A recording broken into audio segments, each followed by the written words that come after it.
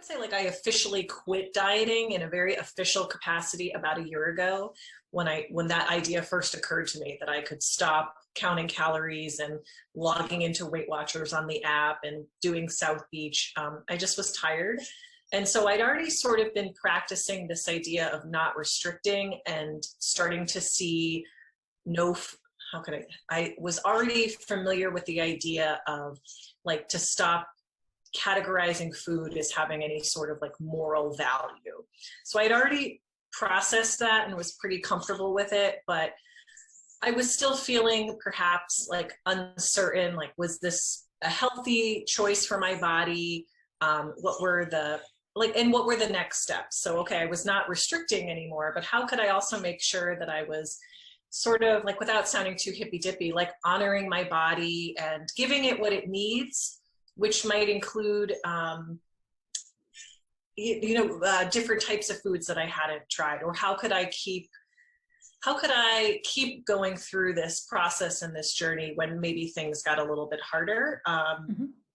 And what appealed to me about this course is that it was designed by a registered dietitian. So it wasn't just like gobbledygook out on the internet and social media.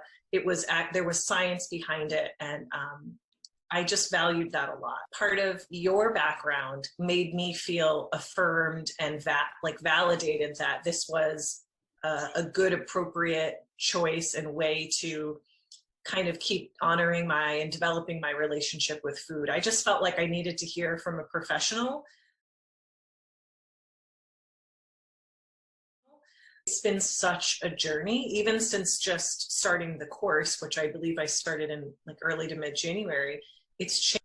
I'm back to a place where I do love food. I think food does so much for us. In addition to being a fuel, obviously when I was dieting and restricting for many, many years, I was embarrassed at how much I loved food, but I couldn't not love food because I was obsessed with it because I was restricting.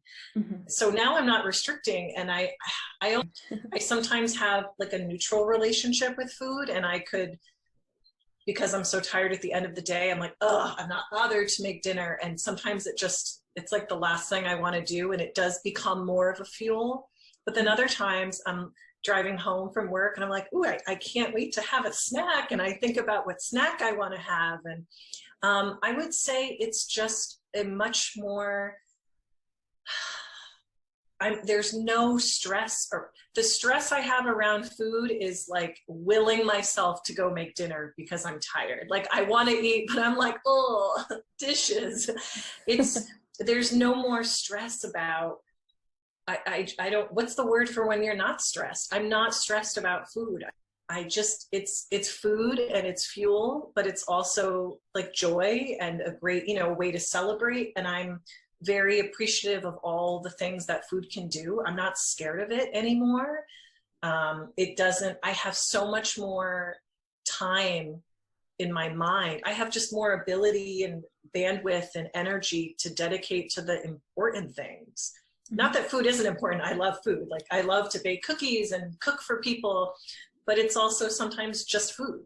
And I think that's a really healthy, stress-free way of looking at it. And I can't believe I could be here. I'm overwhelmed by how much of a reversal my relationship with food how much has happened.